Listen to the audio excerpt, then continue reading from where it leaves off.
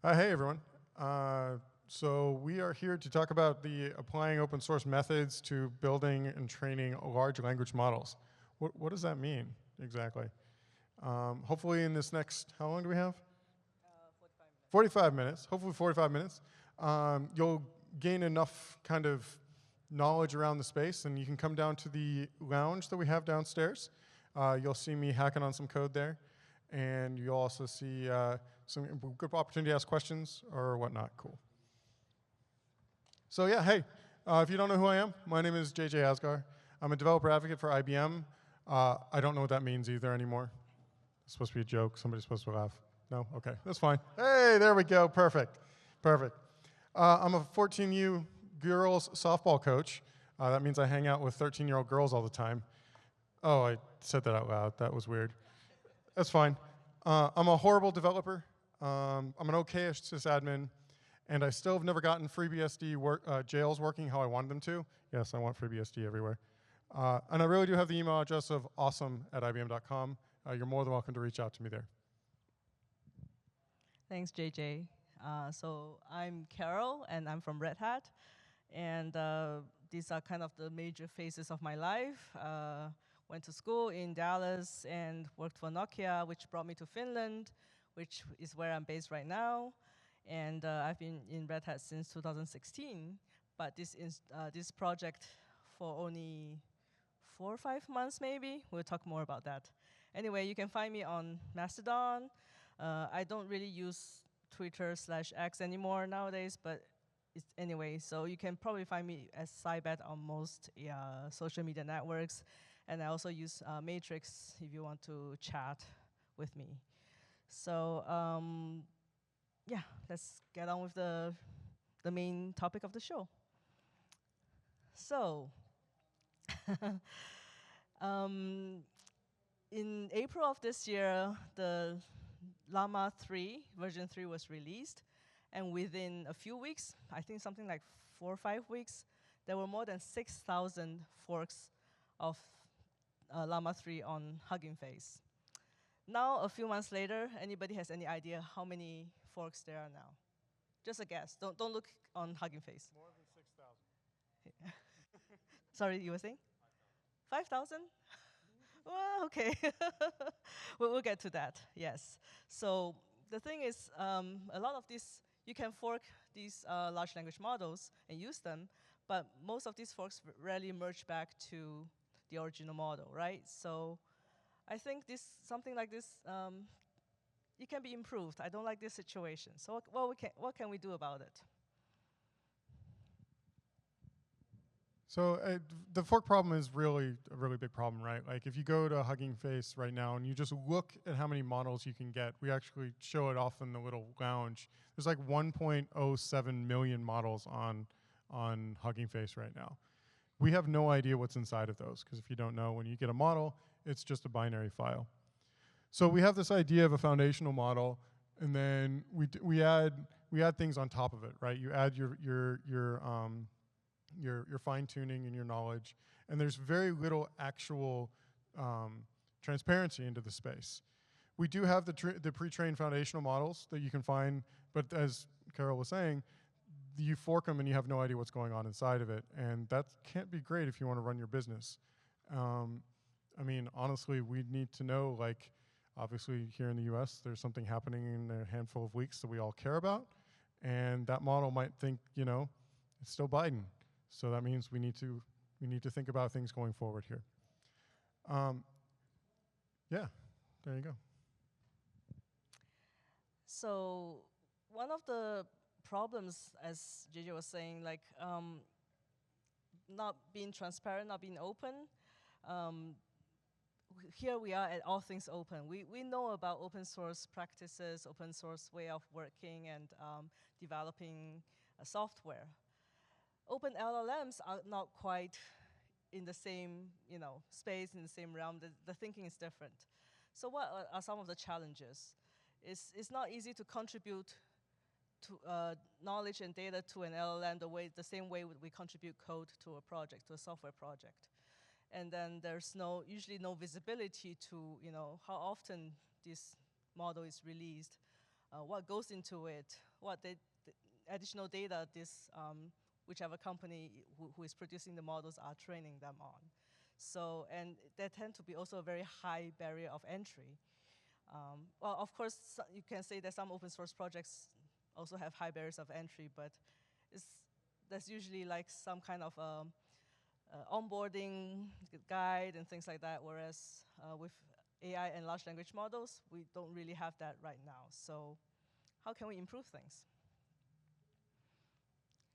So here's the answer to the question I posed just now. There's now more than 60,000 forks of Llama on Hugging Face. Within a few months, it went from 6,000, which sounded like a large number already, to now 60,000.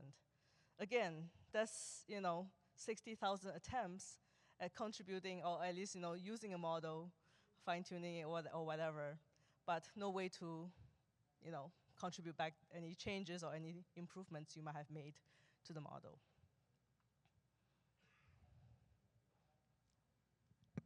So as we're all here in the open source conference, we know that this flywheel of open source innovation. We have the experimentation phase, right, where we've learned through the AI model space. That's where InstructLab can really, really, really work well. We give you an opportunity to work for the workflow, which we'll be talking about a little bit later, not earlier. We're going into the anyway. I'm a professional speaker, so I'm really great with words. Then, of course, when you experiment with it, you want to contribute back to it, right? You want to push your changes upstream. I mean, we all know this. We're at all things open. And then you work with the triaging team and the upstream team to actually merge it into the actual upstream branch. And then you release it periodically, right? Like you actually do hopefully use someone, anyone. And not, there you go, got a thumbs up. And then we actually, we actually can understand and have point-in-time understandings of releases. Open source works really well this way, but LLMs and the open source ecosystem, because they're just binary files, it's really hard to get that transparency and see what's actually being added to these models. I think JJ can travel back and forth in time. That's why it's, like, exactly. So we'd like to introduce InstructLab, the project that is a collaboration between IBM and Red Hat. So let's take a look. The lab part of InstructLab stands for Large-Scale Alignment for Chatbots. And if you had a chance to go to the InstructLab lounge on the 3rd floor, you will have seen our, second floor? This is the fourth, no, this is the 4th floor. Is it really? Oh, my bad. It's the 3rd floor. The floor. Oh, really? Thank you. So the InstructLab lounge is on the 3rd floor, across from rooms 302, I believe. Oh. Yeah. No worries. You find us. Look for cute little dog, little mascot. So I mentioned that because lab is like usually short for Labrador, so that's why the little cute puppy. It's not a koala, even though a lot of people think it is. But, well, I digress. But basically, this large-scale alignment for chatbots is a research paper done by IBM Research, and you can find the link, it's bottom right corner of this slide, which I think we can make available. Yeah.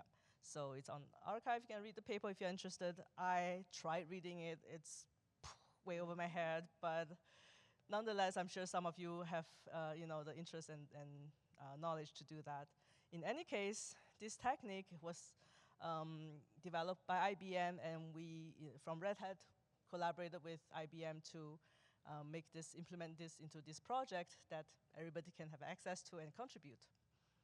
So we'll go into a bit of the details of each of this taxonomy-driven data curation and synthetic data generation and large-scale alignment tuning in the later slides. But basically, this is like a workflow, a process for you to fine-tune large language models. And one of the key things is making it accessible, and we'll show you how.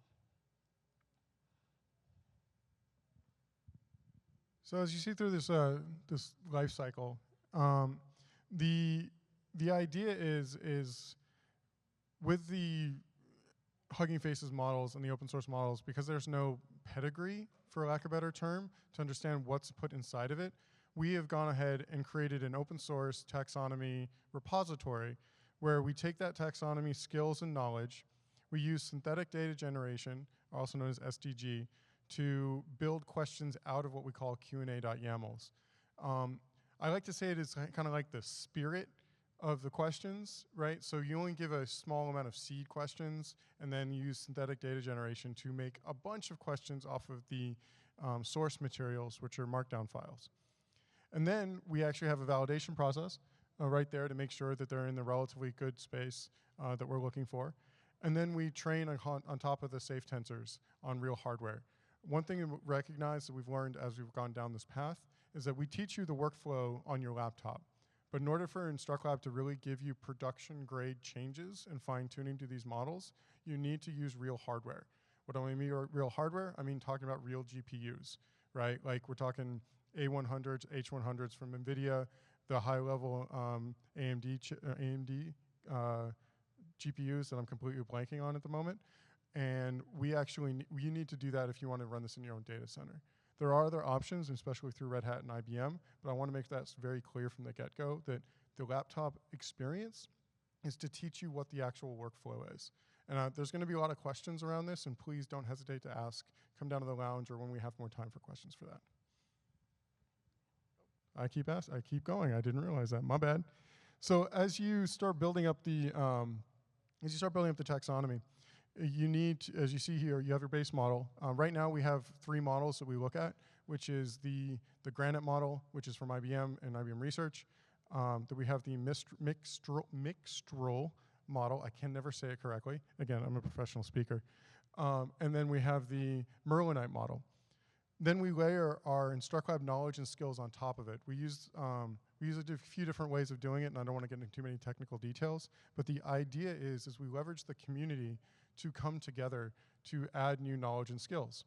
A really great example of that is when we first started this project, all of our demos and examples were done with dad jokes, right?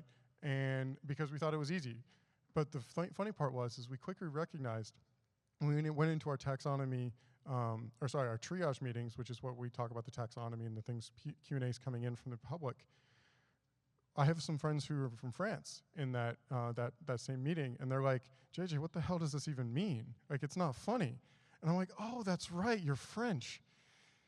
And we accidentally realized we were biasing our model on Western culture dad jokes. So obviously we changed that, but you have to understand, who else is going to admit that, right? From all the different model players out there. You don't know where these biases are coming from. And Red Hat and IBM really are trying to do this right by putting the right people in the room to have these types of conversations. So some examples of what do we mean by contributing skills and knowledge to this model, right? So skills, you can think of knowledge as facts or something you can find in like a textbook, something that you can reference to concrete data and facts. And when it comes to skills, it's more like how to do things. For example, how to speak in the style of Yoda. And you might know I'm a Star Wars fan, but anyway, so how to make a table format of some data that you provided. So these are different recipes that you can contribute to the LLM. And these are just some examples. I'm not going to go through all of it, so I'll just take one of them. For example, write a haiku about the invention of the telephone. So the knowledge is about the invention itself, when, where, how it happened. And then the skill, the how part is, what's a haiku? What's the structure? It's the 575 syllable structure. So with these two combined, you can combine the skill and the knowledge to teach the model to compose a haiku about the invention of the telephone. Yeah, skill submissions. So 9 in 10 times in order for us to have a successful model with this, we obviously need to give it new skills, because one of the challenges with all LLMs or AI in general is when you train it, it knows up to the point that you trained it, right? It's not like a human where it can get information osmosisly, like watching TV. I watch way too much TV. But you need to give it new skills. And this is one of the beautiful parts, or one of the interesting portions of, if you look up there, how it has, it can read actual tables. And then, as you see there at the very top on the seed examples, bread size, breed, sorry, I read that as bread. Breed size, barking, and energy. You ask it a question off that context, and then you give it the answer. Again, kind of like that spirit question I was saying earlier, the SDG process sees all these base questions you're looking for and then kind of the general idea of also the knowledge it has ahead of time about different dogs in this case. And then it will make thousands more questions or tens of thousands more questions off of this and then check against it to see that it works. And then when you train the model, the student model, it'll come out with new weights on the situation. It's black magic, I'm not gonna lie, but it really does work. One of the most interesting parts about this is that running through this, you start seeing the power of LLMs being able to train other LLMs. Now, you're gonna quickly say, well, wait, JJ, you just mentioned LLMs training other LLMs. Yeah, there are other LLMs that are much larger than the student models you want. So we call it a teacher model and a student model. Right now, we're focusing on Merlinite. I can never get this right. Merlinite, teaching the Granite model, which is the new open source model from IBM Research. Oh, I'm next. Oh, knowledge submissions. There we go. My bad. We've practiced this talk. Have you noticed that? Again, nobody's laughing. This is whatever. There we go. Thank you. So knowledge submissions are a little bit different. Instead of creating all of these synthetic data and fake answers to train something new, what it does is, if you notice right there, it says document, repo, commit, and patterns. It actually pulls from a Git repo, takes the source information, and then goes from a context, which is actually, this is a little out of date, but that's fine.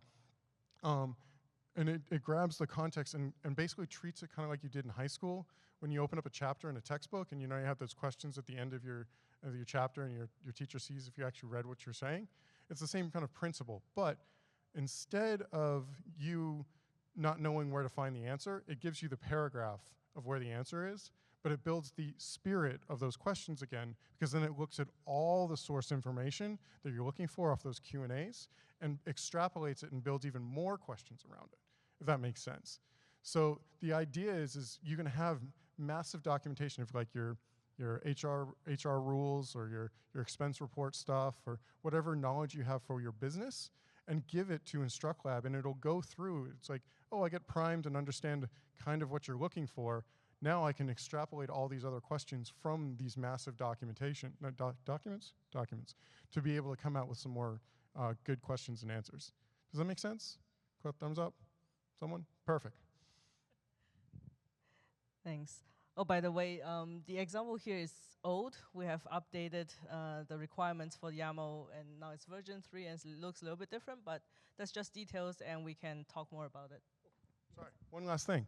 I don't know if you're in here. I can't see because there's a massive white light in my face, but what we're actually doing in the lab as we speak is I'm building a knowledge submission to the Granite model for all the ATO speakers here. I'm doing it live, pulling it directly from the website, creating the markdown file and the Q&A.yamls over the next 2 days, and I'm hoping I can actually train the local model knowing about the bios of all the different speakers here, all 260 something of them. So it's quite a bit amount of data, which is pretty neat. And I'm building these knowledge submissions as we speak. Live training. Please join us and take a look at the InstructLab Lounge. So after you have this submission of skills and knowledge, you want to first maybe try it out yourself to see if there's anything that you're actually making a difference in the model. So this is where you can use this InstructLab workflow on your laptop. Although, as JJ mentioned, it's not going to be high fidelity, it's not going to give you very accurate results, but still, it's how I myself learned the whole process of what it means to take knowledge represented in YAML file, do synthetic data generation on a laptop only like maybe 50 instead of 1,000, and be able to train a small quantized model on my laptop. And that is quite empowering for somebody who had no previous knowledge about AI or large language models. So I think even though it's not going to be production ready or enterprise ready, it's something that I think is very useful for people who are just who just want to experiment with stuff and try things out. So, and I think we want to encourage you to do that. There's instructions on the doc's website for you to run this on directly on your own laptop. So yeah. Cool. So what does the CLI enable, right? So you need an interface to be able to play around with InstructLab, and you'll actually hear Carol and I accidentally call it iLab all the time. It's because that's what the actual CLI is. It gives you, like, we have ultimate goals. Like, first of all, the iLab project, sorry, I just did it. The InstructLab project, it moves extremely quickly. And we have some really awesome thoughts from the upstream community. And we are planning on we're hoping to make the iLab command line basically a Swiss Army knife for Hugging Face. Because if you didn't realize, you can download an experiment and pull the actual models directly from Hugging Face using iLab, which is really neat. You can actually play around and play with your own local taxonomy, which is exactly what I'm doing downstairs on the 3rd floor. I got it right this time. And then you can actually test those and be able to play with it and actually see it come out. Again, it's all just working through the workflow, but the idea is if you get comfortable in this basically, for lack of a better term, it's a CI pipeline for AI. If you really start thinking about it, I'm an old DevOps guy, right? So if you think about it, it really is like a CI pipeline giving you more knowledge and skills to AI models. I have the next 3 slides, oh geez. Okay, so here we go. Here's some of the core commands that you end up using with the CLI. First, you have your iLab model chat, which is basically an interface directly to the port that you run on iLab model serve, which is not on here. If you've ever played with open AI, no, what is it called? The GUI, not chat, well, yes, ChatGPT, but there's an open source one called Open Web UI, thank you.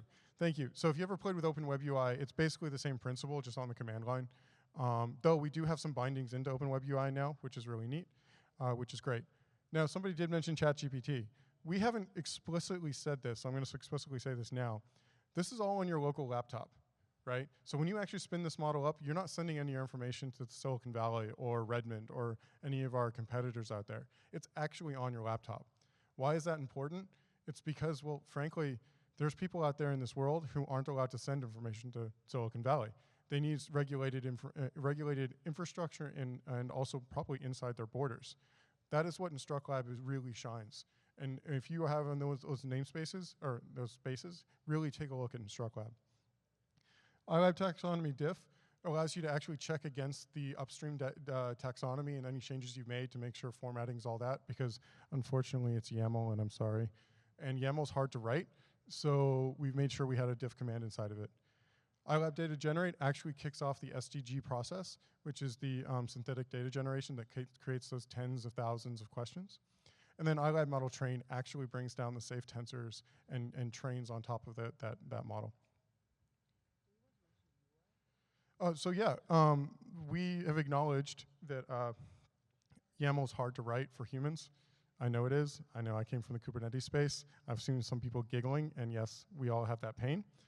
We have actually created a UI called ui.instructlab.ai that actually does everything through basically a GUI or a wizard for you.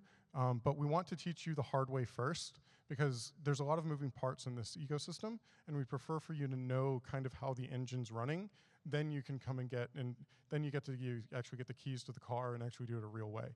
And the UI is only just one container, which is really neat, so you can run it on your laptop if you want, or throw it into an OpenShift cluster, run OpenShift, to be able to actually do stuff for you, which is pretty nice.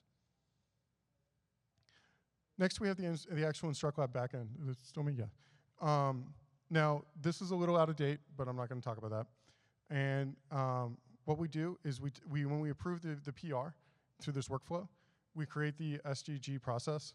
We filter out through the bad stuff. We have an evaluation step that actually there's a bunch of Red Hat engineers that do this work. They are hella smarter than me. I don't know how any of this stuff works when it comes to the data science part of it, but their numbers go up, so cool. I don't really understand it. I wish I did. I failed math horribly in high school and in college, and I don't understand the math of this stuff. But they do, and I trust them. And then what happens is we do the knowledge tuning to give it new knowledge to make sure we have what we're looking for. We do more evaluations. We have something called MT Bench and MMLU. If those mean anything to you, we are taking it very seriously and working with those numbers. And then we add the skills on top of it, because in order for skills to be successful, you need the base knowledge to work, right? And then we go ahead and shove it through another evaluation, and then we actually come out with a model at the end. What we've called the model now is the community model build, also known as the CMB. And we have hardware that we are building it as commonly as we can. We run into logistical problems pretty regularly. CUDA's hard to run, I'm not gonna lie. And we're doing the best we can with it, but if you have any knowledge in this space, I would love to talk to you. Please come and talk to me after this. Still me, there we go. And as we were saying earlier, back at the very beginning of the talk, the flywheel, right? We are leveraging the same process that we do with all our open source projects, right? Where the idea of giving you a place to experiment with AI models on your local laptop, coming around, discovering that you've written a really good Q&A.yaml, which gives something valuable back, right? Like, you only have so much knowledge. One of our best examples is Mudang. Do we all know who Mudang is? The little, pygmy, elephant. When we wrote these models, they didn't know what it was. And it turns out we were able to do some really nice Q&A.yamls because it's brand new. And it added brand new weights to the model too, because it's completely new, which showed the ability to add new knowledge really quickly. Then we go through our normal triaging and merging process to merge it back up to the upstream taxonomy, and then we release it whenever we can. All right, I gave all the hard slides to JJ, that's why. So now for the fun part, how do we get involved? How can you get involved? So the website, hopefully easy to remember, instructlab.ai. From there, you can get resources to many things, from the paper that IBM Research did, to, of course, the GitHub repos, to documentation. We have great documentation, by the way. And if you want to kind of dive into some of the code stuff, the 3 main repos on GitHub is under the InstructLab organization on GitHub, and it's taxonomy, which is where you can contribute skills and knowledge. The InstructLab repo, that's the main CLI repo, where the whole workflow, the CLI workflow. And also InstructLab/community. That's where you can, if you have questions, where can you find answers? Where can you reach out to the community? We have a Slack workspace, we have mailing lists, we have regular meetings where you can join and discuss and ask questions and, give us feedback and complain about stuff. So, yeah, so the best part is, we want everybody to get involved. And that's where you come in, and please join us. So if you need to just get one URL, that's probably the one, because like I said, it has the link to all the different ways to connect with us. So if you prefer to chat, you can use Slack. If you want to see us face to face in a virtual meeting, you can do that. And we also have social media channels, which, if you prefer to follow that way. Our YouTube channel have a lot of great playlists of different demos, a lot of which JJ has, and as well as, from even the community meetings, they are recorded and uploaded to YouTube. So if you're interested, you can also check those out. So lots of ways to get information and get involved. But of course, since we're here at All Things Open, you can definitely come and talk to us in person while we're here in Raleigh. We have the lounge that's on the 3rd floor, yes, 3rd floor. Across from the rooms 302 A and B. So JJ is doing the live demo of fine-tuning, and we can discuss if you have any questions, and we have swag. So if you're interested to just talk to us, learn more about this project, please come and visit us at the lounge. And I think that's it. We have actually plenty of time for questions. And I hand you the mic because you probably get. I do want to just really want a little last plug for the community meetings and the meetings we have. They are all public. They're all just Google Meets, so you can jump on. And we do have office hours once a week, or office hour, I guess is a better word for it, once a week that I'm sitting in a room waiting for people to come by to have and need help. I know Lisa has taken full advantage of that quite a few times. And no question is out of bounds. This stuff moves fast, and this stuff is hard. I'm not going to lie. And if you feel like you're really well versed in this, you'll learn something with us, or for that matter, you'll come and teach us something. This stuff, it moves so quickly. AI is a very, very fluid ecosystem that we are trying to do the best we can and leveraging our open source ways of doing things. If that seems too much for you, come to our community meeting on Tuesdays at 10 a.m. Eastern. 10 a.m. seems Eastern. Go to the website. The iCal link is on there, and you can just have and see when they all show up, which is pretty nice. We've got a mic up here if you've got questions. Otherwise, you can yell at us. I mean, you want to yell at us? You're more than welcome to. Oh, no. We got someone who has a question. There you go.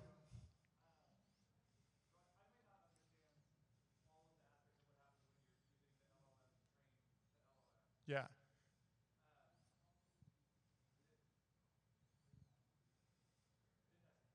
Yeah.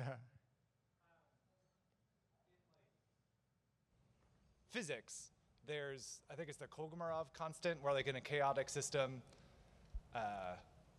like no matter what you know about the starting conditions, eventually you won't know what the system will be. So like for like orbit around the sun, there's a little bit of wiggle. And so even if we measured perfectly, we knew what the state is right now, in like 300 million years, we won't be able to predict where the planets will be, because there's just like noise that just happens. How long can you retrain LLMs with LLMs, or the noise Got it. breaks down? It was a long walk to a metaphor that no one understands, Yeah. but yeah. So first of all, congratulations. You've just volunteered to help us with our physics Q&A.yamls. You say those words, I'm going to steal your contact info. You've just volunteered for work. Sure. But in all seriousness, that's actually something we constantly talk about. We don't want turtles all the way down, right? One of the first questions people ask is, why don't you just use the Granite model to train itself on new stuff? Or for that matter, why don't you just use an LLM to go through the documentations and create all the Q&As for you, right? When you start really thinking about it, you need a human involved in the workflow. You need a human to actually be able to read the Q&A.yamls to see what's coming out. You need the human to actually decide that it turns out the Merlinite, I can never get that right, the Merlinite model actually does a better job training and creating good Q&A pairs in the synthetic data generation to do that. We have a team of people at Red Hat that's all they do is play with different models to come out with good questions and answers for the synthetic data generation. Again, this is a very fast-moving group, and to your point, if the line is infinite, of course we're going to have a problem. But we started this project back in February, and we've already made huge leaps and bounds. And 1 month in this ecosystem is like a year inside of the DevOps space. Crazy. So yeah. we understand that we need to come up with a better answer, but for right now where we are, it's backburned. Okay, and like, does that get captured in like your software bill of materials or something? For how are you communicating? That's a great question. So the actual models that we build, we take directly from Hugging Face, are versioned, and we know exactly which ones we pull down to create the teacher models for that. And is that also public in like a SBOM or something? Not an SBOM per se, but you can absolutely get that information. Thank you. We are completely transparent. Is there enough of quality assurance? Like, can I submit test cases with the model? Yeah. $1 million question right there. Who the hell knows what the Q&A comes in and, is it poisoned? The best thing we can do is we have a group of people out there that consider themselves experts in different spaces, and we leverage, for instance, our physics friend over there, wherever he went, there he is. We'll be like, hey, we got a Q&A.yaml about physics stuff. I don't know what the fuck it means. Hey, can you go check that out for me? And he'll come back and hopefully talk to some of his friends to be able to say that it turns out this is actually completely wrong. We shouldn't be doing it this way. And then we push it back to the person who wrote the Q&A.yaml because it's open source, right? And we're trying to build up that corpus of people to be able to work from there. Go ahead. I was actually asking from the angle of, is there enough examples, or is the knowledge base complete enough where you can be able to give adequate answers? So the question was, is the knowledge base adequate enough to give good answers, or how can we grow that knowledge base? It's in its infancy. We have our foundational models that we have from certain documentation like Wikipedia and whatnot. Something very important to recognize that we kind of glossed over is that the Granite model that we're focusing mainly with this work on, which is from IBM, is truly open source. We will give you the paper and the actual list of all the sources and the data sets that was trained to create that foundational model. What does that mean? Our competitors, they will never give you that information, but IBM will. And what is IBM famous for? We have lawyers.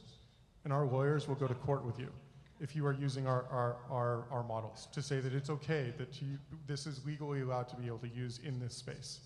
Now, do you think our competitors will ever do that for you? No, they won't. So that is one of our biggest selling points, especially back to those government agencies, those governments who can't send the data out to outside. We're leveraging that. To answer your question, though, the challenge is we're in our infancy. We're trying to build people up. And that's one reason why Carol and I are on stage right here, because I hope one of you, just one of you, apart from my physics friend over there, is going to want to stand up and help us. Because the more we build a community up to come together on this, the better chance we have to actually build something that isn't going to say kill all humans one day. Am I wrong? Annette, please.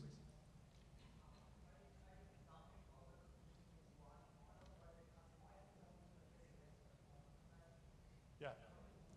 Great question. Carol, you want that one? Or do you want me to do it? Okay, I can do it. So the answer is right now we have one community model build called the Granite 7B Lab model as a upstream model that's going to add more and more knowledge to the taxonomy.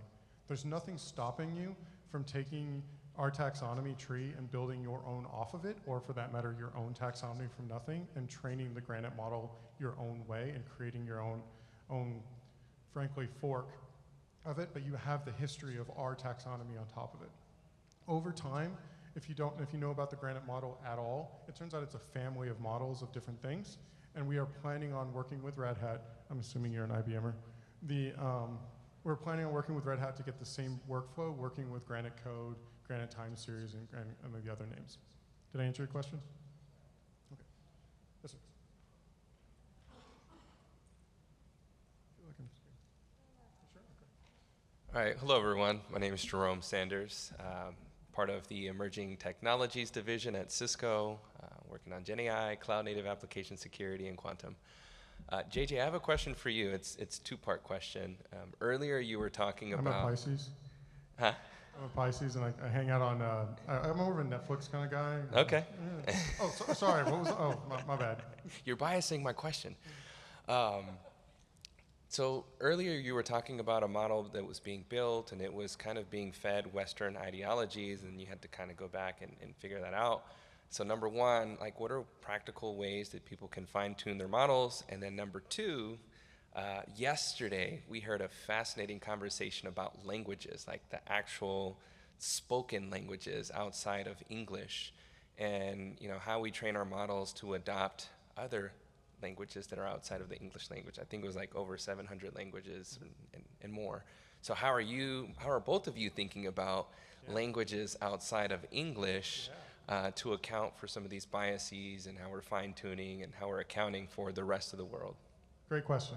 So I'll answer the second one first. The Granite 3.0 that just was released last week at Tech Exchange, it's called 3.0.8b something. Off the top of my head, I should have had this in front of me, but that's my bad. Actually has, instead of just the 7B one, the one that we're doing the training on right now, only has English and Spanish. The The new version has Portuguese, simplified Chinese, English, Spanish, all these other base foundational data sets in these other languages that we're actually baking into the model, right? So we can try, we've had friends, we're international business machines. That's right. So we have to think of the rest of the world. We also have a dedicated LLM that's only in Arabic also, that was recently released, not recently, I guess that was 6 months ago now, that we are working with them to get the point of the same Q&A.yamls for our friends in the Middle East. Nice. So we have acknowledged that westernized English is bias, and we are working with, and again, international business machines, we're in the position to be able to make that happen. And I've already forgotten your first question. The first one was about how you retrain the model to have less Western ideals, because you gave an example of a joke that people wouldn't understand. So unfortunately, that because they're binaries, Sure. right? And that goes back to the Hugging Face. Do you want to bring up actual Hugging Face real quick? One of the challenges of Hugging Face is if you see, as she brings it up here, these are all just binary files. Yep, just go to the main site, under models. Oh, there. Yeah, click on that models button for me. On the left, over, right there. And so as you see there, it's 1.07 million models. Wow. And these are binary files. We have no idea what's inside of that. So the best thing we can do is open up the workflow of the forking and the fine-tuning of these models. And that's the core value of InstructLab. I'm a dad. I have 2 girls. I want AI to, be good for society, not bad. And unfortunately, the path we're going with in this space, especially from an open source aspect, we have no idea what any of these are. Right. And it's scary, right? Like you can get the code, but you don't know how it's been trained. And that brings up the whole conversation of what is actually open source AI. And I know that TechCrunch literally just released a thing about we have the OSI model, and I think I saw Terry here earlier. He's from the Open Source Foundation. Anyway, point being, the conversation is like, what is open source AI and how do we do it? IBM has a very strong idea that our data sets are open and our model is open and everything is transparent. Our competitors don't think so much. Did I answer your question? You did. Thank you. Cool.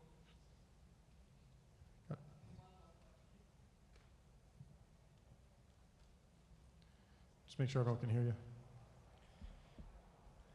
Test, test. Yeah, okay. So I think it follows directly from what you just said, but just to confirm, the way InstructLab works today, and given the nature of those binary models, InstructLab can only let you add to a model. It can't let you take out something that's there that you don't want. Is that correct understanding, or? Yes, and. Okay. Please continue. Yeah. So InstructLab is designed to be additive because that was the original plan, because we needed a way to add information. But in order to make a model dumber, in quotes, I can't think of a better word for it, that's where quantization comes into play. Where if you imagine you have a bunch of points on a graph, when you try to make those points smaller by reducing the precision of it, that's quantization. And now all of a sudden it can't make all those connections around it. So in theory, quantization is a way to remove information from a model, but it's not removing it from the foundational model, which is much deeper inside of it. And unfortunately, the way for us to overwrite bad information in a foundational model is to retrain it with more knowledge on top of it. Kind of like my joke about turning the sky purple.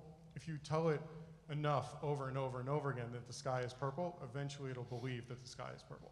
Did I answer your question? Yes, and with that approach, though, it wouldn't be like using a scalpel. It'd be like using a shotgun, I guess you could say. It would I take would out say Claymore. big blast. Yeah, I would say a Claymore. Fair not a enough, but scalpel. at least there is a way, so that's Yeah. something. Thank you. Thank you everyone for being here, and like we said, we have an InstructLab lounge on the 3rd floor. Please come and talk to us, continue this great conversation, and I will redirect all the questions to JJ. But we appreciate you being here, and enjoy the rest of All Things Open. Thank you.